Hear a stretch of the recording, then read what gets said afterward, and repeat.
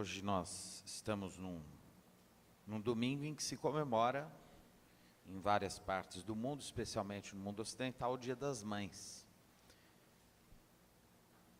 E nós vamos aproveitar que estamos em menos gente hoje para falar um pouco disso. Então nós vamos romper aqui com a sequência do livro Estude Viva, de Chico Xavier e Valdo Vieira, pelos espíritos Emmanuel e André Luiz, e vamos falar um pouquinho sobre essa questão do Dia das Mães.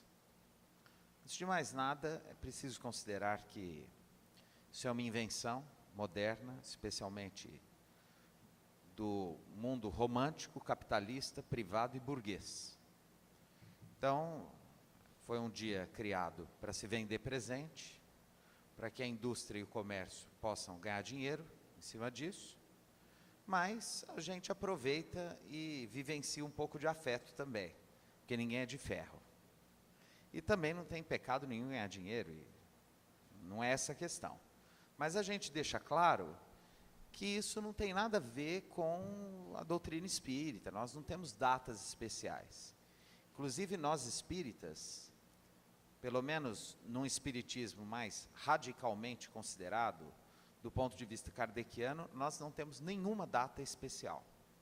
Nem Natal, nem Ano Novo, nem Carnaval, nem Páscoa, nem Dia das Mães, nem Dia dos Pais. Porque esse tipo de comemoração, etc., é próprio das religiões tradicionais, que têm cultos específicos, rituais, dogmas específicos para determinadas datas, etc. E a doutrina espírita propõe estar na contramão disso tudo. Quando ela se propõe a ser uma religião em espírito e verdade, e romper com os cultos exteriores, com a necessidade de cultos, de rituais, de fórmulas exteriores e etc., né, ela rompe com toda essa tradição. Mas como a gente está aí no mundo e a gente não pode sair do mundo, a gente vive no mundo sem ser do mundo, a gente vive as experiências do mundo, é importante que a gente reflita sobre passagens como essa, e eu já tenho feito isso todos os anos no Dia das Mães.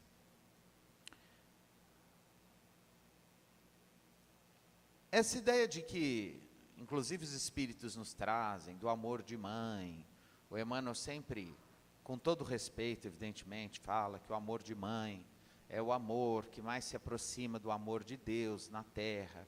É lindo. Eu gosto dessa ideia. Mas não é assim. Não é uma coisa assim, toda mãe já nasce, toda mãe, por ser mãe, já tem um amor. Não é assim. Se fosse assim, não teria mãe que deixa bebê na lata do lixo. A gente não vê toda hora no jornal? A mãe que tem o bebê e põe na, como é que chama? Caçamba, e vai embora. Quantas mães são mães que, de verdade, não gostam do exercício da maternidade? Não gostam de ser mães. Tem mãe que passa a vida e não consegue sentir aquele amor que dizem que toda mãe sente, etc. E isso é tão forte que quando uma mãe não ama tanto o filho, ela não conta para ninguém, porque isso seria assim, contar isso para alguém seria vergonhoso, ninguém aceitaria, todo mundo teria muito preconceito com essa mulher que não consegue amar desse jeito, etc. Então, o que é essa questão do amor materno? Isso é um mito. Isso é um mito cultural que foi sendo criado, e como todo mito, a gente vai acreditando, acredita durante 5, 10, 100, 500, 1000, 2000, 5000 anos, e algo que é repetido 1000, 2000, 3000, 5000 anos, acaba se tornando uma verdade inquestionável. Né? O filósofo alemão Martin Heidegger chama esse tipo de experiência de orientações sedimentadas de mundo. São orientações sedimentadas, que elas vão sendo calcadas, se tornando quase que concretadas culturalmente, a ponto de pensarmos ser isso uma verdade absoluta. Então nós vamos trocar essa abordagem genérica, absoluta, etc., por uma expressão mais própria a este fenômeno do amor materno. Nós vamos dizer que, a princípio, em grande parte das vezes, o amor materno se revela de um modo da incondicionalidade, da intensidade, da ternura, do carinho. É verdade? Sim, isso é verdade. Agora, evidentemente que existe uma questão biológica nisso. A mulher, quando ela engravida, ela se torna uma usina produtora de hormônios. E isso afeta, naturalmente, a sua química cerebral, a ponto de alterar, inclusive, a sua experiência afetiva. Então, há determinados hormônios, etc., que induzem, né, naturalmente, a mãe a uma relação com a criança diferenciada. E isso é uma questão biológica, hormonal, que os bichos também têm. Por isso que a gente não ousa se aproximar de uma cadela que acabou de ter bebê, porque ela vai morder você, porque ela vai proteger a cria dela. E assim todos os animais, né? Se uma leoa é algo que nos amedronta, imagine uma leoa que acabou de ter bebê. Ela não terá dúvida, ela adquire uma ferocidade na defesa de suas crias, e isso está lá no instinto, está lá na biologia. E nós somos também seres da biologia, então a mulher tem isso. Quando uma mulher, por exemplo, abandona seu bebê, etc., ela está fazendo um esforço danado, que os latinos chamariam de contra naturam, ou seja, contra a sua natureza, um elemento contra a sua biologia, contra os hormônios, contra os instintos, para se desligar daquilo. E por que ela faz isso? Porque nós, na condição humana, somos seres biológicos, mas não somos determinados pela biologia. Então, o que nós somos? Nós somos seres não determinados. Nós somos entes cujo modo de ser está constantemente em jogo em função da nossa liberdade de escolha. Nós somos seres abertos o tempo todo à liberdade, ao imponderável, ao risco, à responsabilidade das escolhas que nós fazemos. E por isso, inclusive, que nós temos uma experiência existencial chamada angústia. Por que nós nos angustiamos? Porque nós somos autônomos. Auto, de si mesmo, nomia, norma ou regra, nós somos senhores de nós mesmos e, portanto, responsáveis por tudo aquilo que fazemos de nós. Bom, então, a biologia tem toda essa questão, a mãe tem o bebê, ela tem esse vínculo biológico que afeta seus campos afetivos, e quando a gente fala disso, isso é muito importante. Por exemplo, há pessoas que apresentam sintomas depressivos e que vão ao médico, tal, e se dão sorte de cair num bom médico, com uma boa experiência clínica, que sabe investigar, etc. Eu já vi vários casos de pessoas que ficam anos tratando de depressão e depois descobrem que, na verdade, elas tinham um problema endócrino, que dava sintomas de depressão, ou seja, transtornos afetivos causados por problemas clínicos de natureza hormonal. Olha que interessante. Aí resolve, equilibra, né, a parte endócrina e some o sintoma de depressão. Quer dizer, olha como biologicamente nós... Bom, gente, eu não preciso falar, nós não estamos falando de mãe e de mulher. Quantas vezes vocês, mulheres, se desculpam com a famosa TPM? Estou errado ou não? Eu já ouvi vários. Você desculpa, eu estava de TP. Quer dizer, eu fui grossa, estúpida, mal educada, injusta, e era TPM. Às vezes é mesmo. Não totalmente, mas tem a ver? Tem. Por quê? Porque em algumas situações, né, os desequilíbrios hormonais e tal, causam realmente até uma mudança na forma de ver o mundo, as coisas, de enxergar as situações e assim por diante.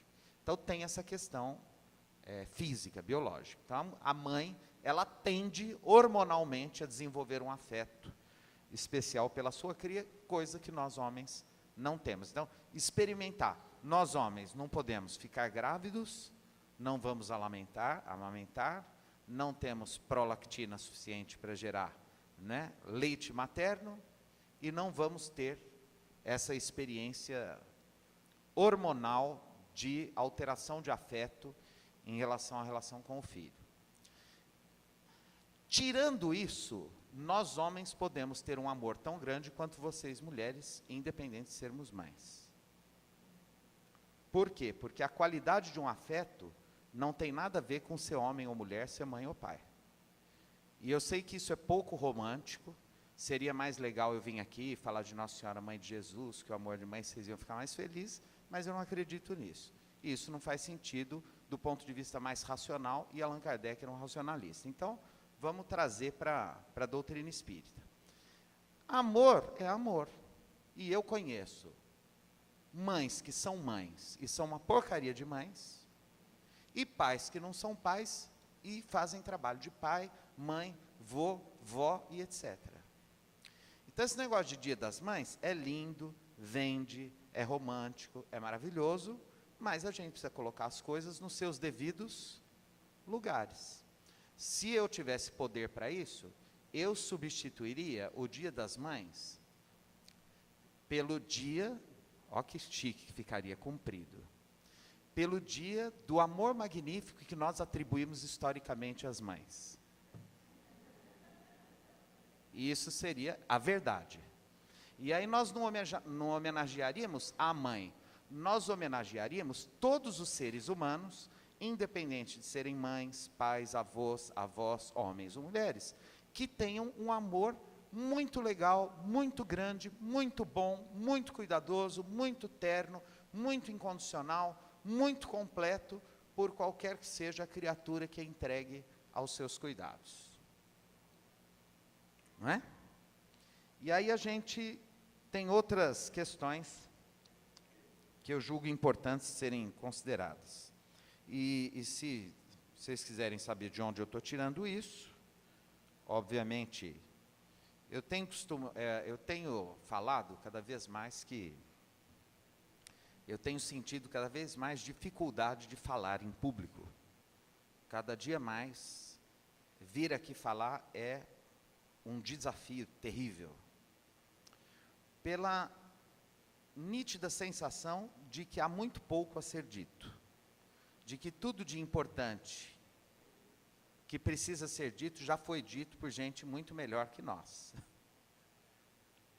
E quem disse isso é uma grande estudiosa, todas essas coisas que eu estou passando, uma grande estudiosa da enfermagem, da psicologia, da sociologia, chamada Elizabeth Badinter. Ela escreveu uma obra clássica, publicada já há alguns anos, me parece que a editora é a Nova Fronteira, cujo título é O Mito do Amor Materno. É um livro que tem sido estudado nas escolas de enfermagem, principalmente o pessoal que estuda saúde pública, saúde da mulher, cuidados em maternagem, etc., nas escolas de sociologia, etc. E esse livro já se tornou um clássico, né? O Mito do Amor Materno. Então, essas ideias não são minhas. Elas já foram ditas de uma forma muito mais profunda por gente mais estudiosa, mais inteligente e mais preparada do que eu. Então, a gente vem aqui e se torna assim um porta-voz, né? A gente lê as coisas e passa. E eu costumo dizer que a gente está falando muito, o mundo tem muita fala, mas nós estamos precisando mais de silêncio. Porque a experiência do pensamento, ela surge mais com o silêncio do que com a palavra. E às vezes o silêncio diz mais coisas que as palavras. Vocês já notaram que nós estamos naquela era que eu chamo de a era Raul Seixas. Todo mundo tem sempre uma opinião formada sobre tudo. E eu estou cada vez mais Locke, porque eu me sinto cada vez mais uma metamorfose ambulante. Por quê? Porque todo dia eu mudo de ideia.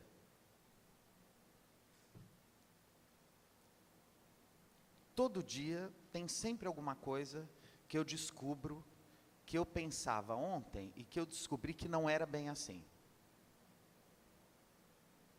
Isso é bom e ruim. É bom porque a gente está sempre aberto a novas coisas. Mas é ruim porque a cada dia mais a gente percebe o tamanho da nossa imbecilidade. Né? O Sócrates já dizia isso, né? O verdadeiro sábio é aquele que sabe que nada sabe. Quanto mais a gente sabe, mais a gente descobre que tem dúvidas, tem perguntas, que tem questionamentos. E as grandes questões humanas, ninguém responde. Aquelas fundamentais mesmo, que vão lá no último grau. Ah, mas Allan não responde, o Espírito da Verdade não responde, ninguém responde. As grandes questões fundamentais, ninguém responde. Então, quem é inteligente, faz o seguinte, não pergunta mais. Fica quietinho e respira fundo e toma um dreia, como diz o outro. Né? Porque não vai responder mesmo. Voltando à questão da maternidade. Então, biologicamente tem essa questão. E vamos pensar que, durante milênios, não existiu a possibilidade de se evitar filhos. Então, quem era mulher, a não ser que tivesse um problema de saúde impeditivo, uma vez que tivesse uma relação sexual, uma vida sexual com o homem, ia ser, obrigatoriamente, mãe. Nasceu mulher, ia ser mãe. Obrigatoriamente. Mulher, sinônimo, mãe. Ok? Isso criou um outro mito.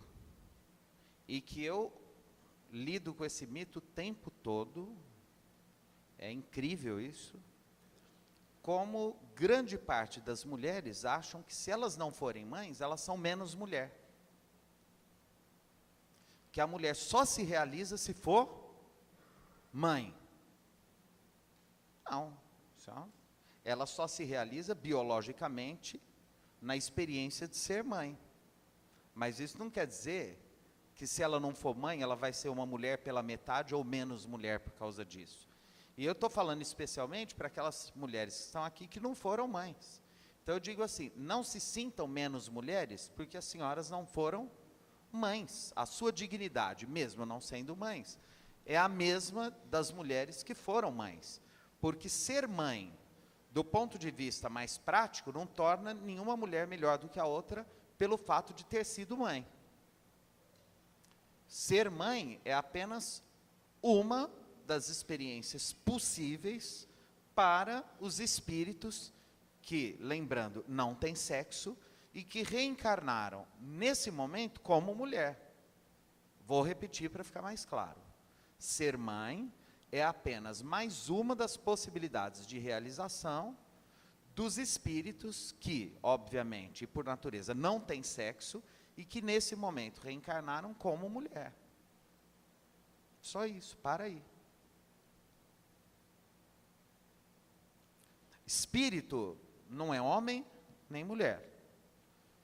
Dizem os espíritos lá no livro dos espíritos que durante a nossa evolução nós teremos que reencarnar várias vezes, tanto como homens quanto como mulheres, para experimentar esses dois polos da condição biológica, aprender com eles e chegar à perfeição espiritual.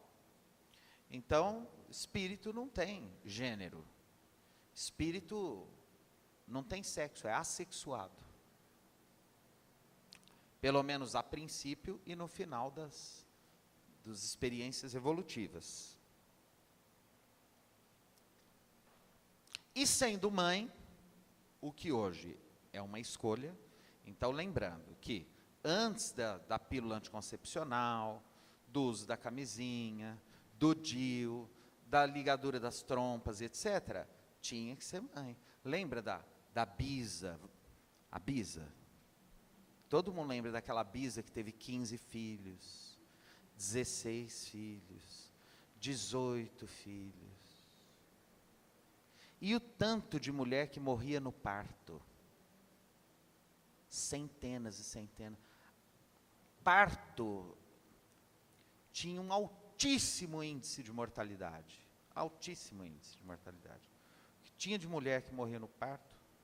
Mas a ciência construída pelos homens e, naturalmente, inspirada pelos espíritos superiores, vai permitindo ao espírito reencarnado na Terra e, portanto, ao ser humano, ter cada dia mais responsabilidade sobre si mesmo e cada vez mais liberdade de escolha.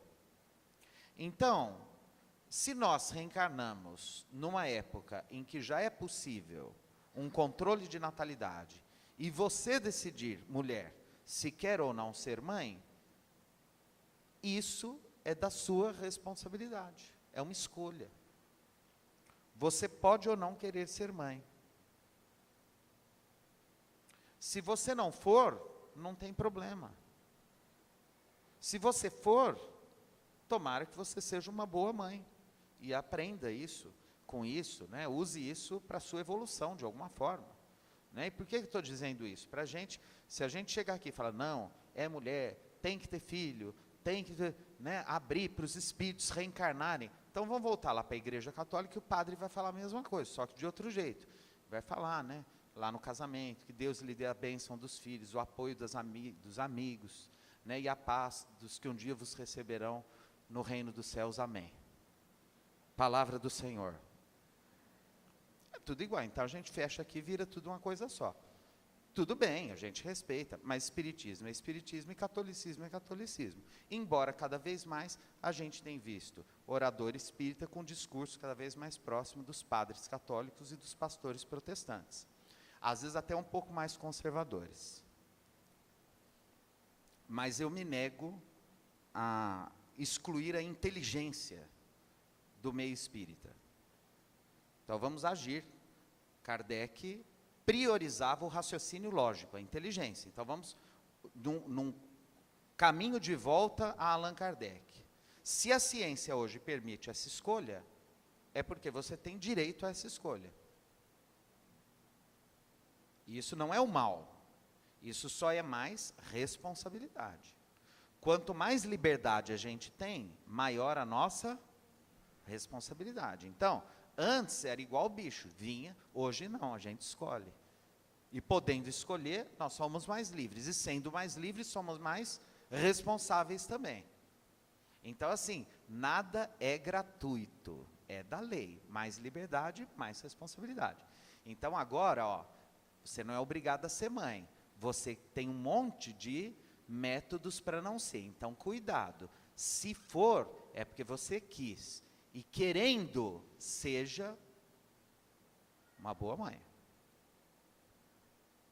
Faça valer a experiência da maternidade, já que hoje você tem essa escolha. E por que que a mãe é fundamental? Agora vamos falar de uma coisa bem prática. Sem ela ninguém nasce, quer dizer. Hoje, inclusive, existe a opção da gente acabar com a humanidade. É só a mulher nunca mais querer ter filho. Olha onde chega a liberdade de escolha da humanidade hoje. Se a gente quiser falar assim, ó, a humanidade vai se extinguir, é só as mulheres falarem. Nós nunca mais vamos parir, acabou a experiência humana na Terra. Acabou.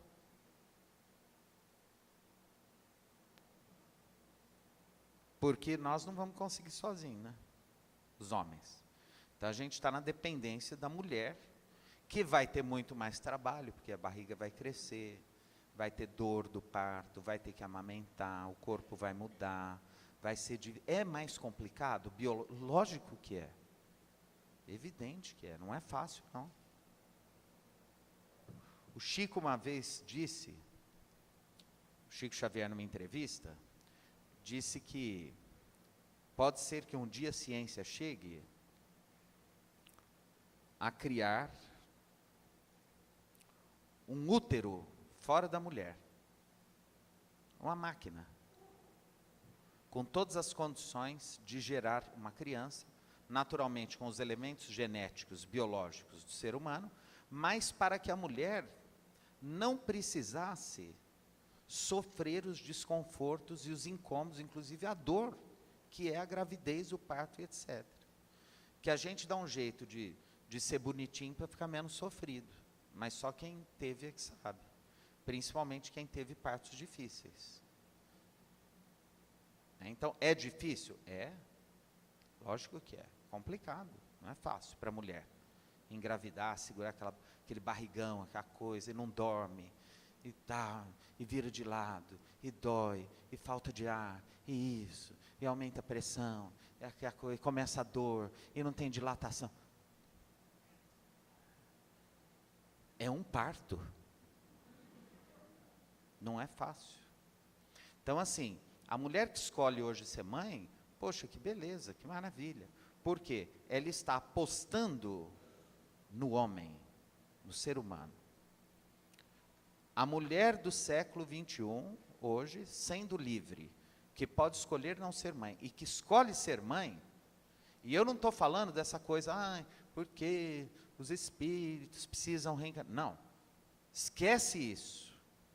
Vamos falar de uma coisa mais ética, mais nossa, mais humanista, mais próxima de nós. A mulher hoje, que é livre, que pode escolher não ser mãe, que escolhe ser mãe, com essa escolha, ela está dizendo, eu acredito que há saídas para o ser humano. Que há saídas para a condição humana. Eu acredito que o ser humano vale a pena existir.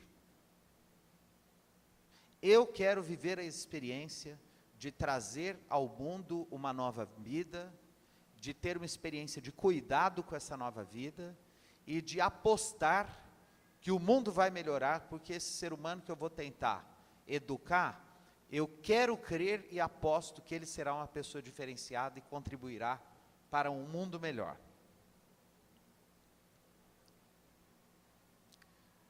Detalhe, isso é tanto mais especial e tanto mais louvável, quando nós percebemos que a experiência da maternidade, da paternidade, é sempre um risco.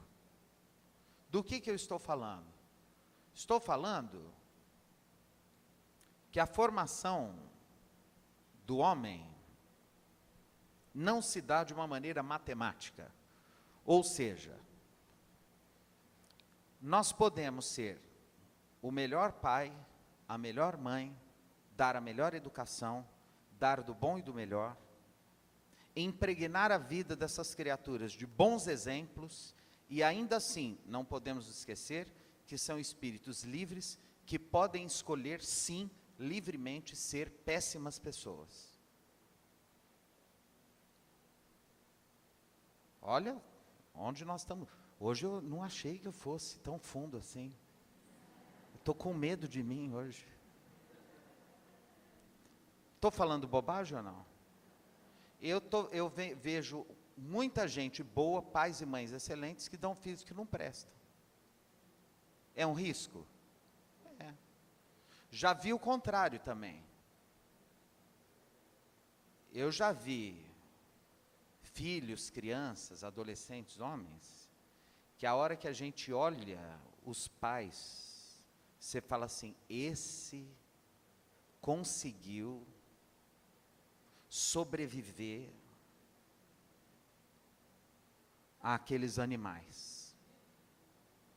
Incrível, você fala, como que tendo aquele pai, aquela mãe, essa criatura se tornou esse ser tão diferenciado?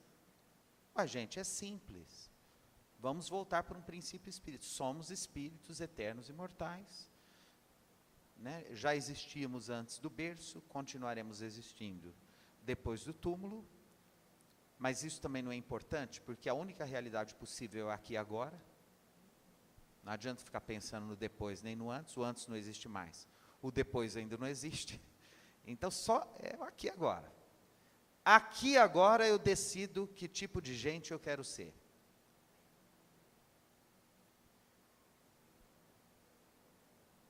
Nós somos esses seres amarrados no agora.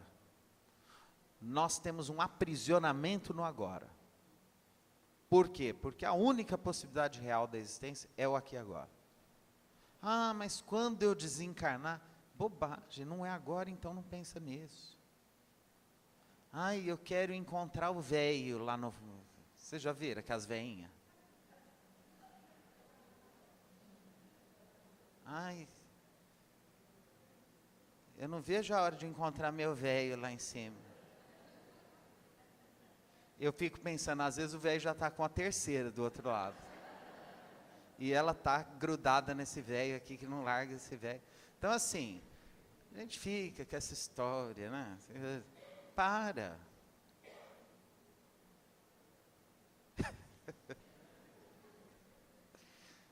A gente tem que viver o aqui, agora. O outro desencarnou, larga, deixa ele embora, gente. Toca a vida aqui, não é? Por quê? Porque isso aí, esse negócio aí, a gente não sabe. Eu fico imaginando, é aquela zorra, porque, vamos imaginar, né? Aí a gente desencarna. Você lá, vai, né? Você vai ver, ai, meu filho querido, que desencarnou faz 20 anos. E aí ele está lá com 3 mães de 3 encarnações anteriores que amam mais ele do que você. E aí, como é que faz? Porque uma hora a gente é mãe, a outra é pai, a outra é irmão, a outra é marido, a outra é cunhado, a outra é cunhada. Então, isso tudo é passageiro, esse negócio de marido, mulher, filho, cunhado, mãe, irmão. Desencarnou, é tudo espírito, não tem mais isso. Ou vocês acham que lá tem o cartório de registro civil do mundo espiritual? Tem, lá é tudo espírito. O que vai ser, sabe lá Deus o que vai ser. Às vezes a gente está aqui amarrado no outro que foi, e ele já está reencarnado, vivendo outra experiência com outras pessoas, e muito feliz e muito bem, obrigado. Nem sonho ele vem te ver.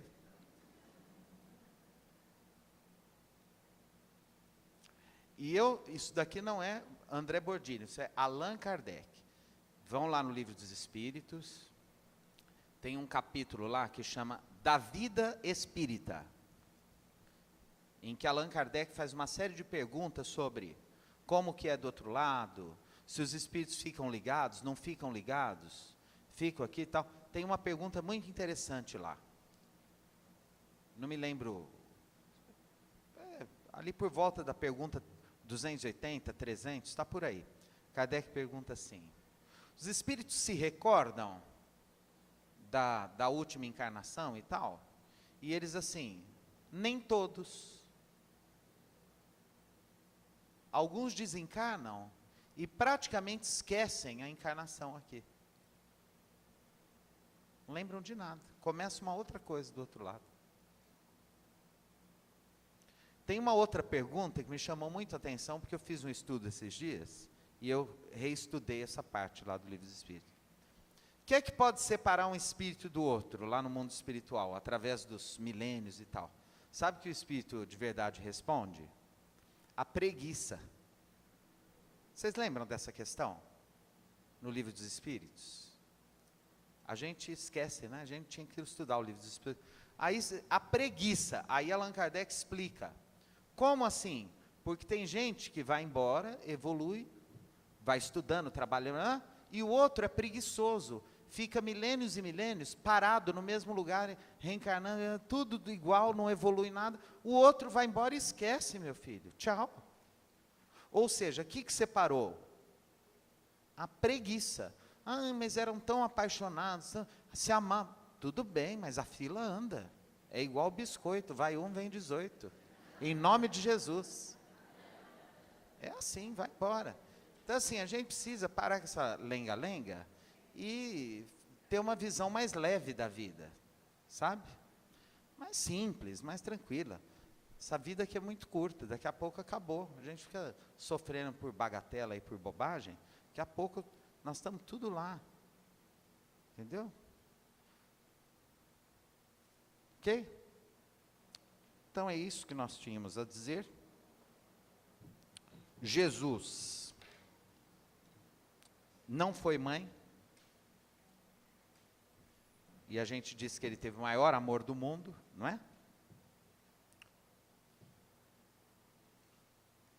Então vamos amar, vamos transformar esse Dia das Mães em dia do amor, de um amor bem grande, bacana, bonito, terno, cuidadoso, que a gente cuide um dos outros, que a gente tenha ternura uns pelos outros, que a gente respeite o outro, ouça o outro, perceba a existência dele. Termino com um poema do Manuel Bandeira, em que ele fala do impossível carinho, que ele diz assim: escuta, não quero contar-te do meu desejo, quero contar-te apenas a minha ternura. Se eu pudesse, se eu pudesse, em troca de tanta felicidade que me dás, eu pudesse repor, eu soubesse repor no seu coração despedaçado as mais doces e belas alegrias da tua infância. Então isso é o que a gente fala para as mães que estão aqui, para todo mundo que consegue ter um amor de mãe. Se eu conseguisse repor, se eu pudesse repor no teu coração de mãe despedaçado as mais belas alegrias da tua infância. Que Jesus nos abençoe e nos ampare.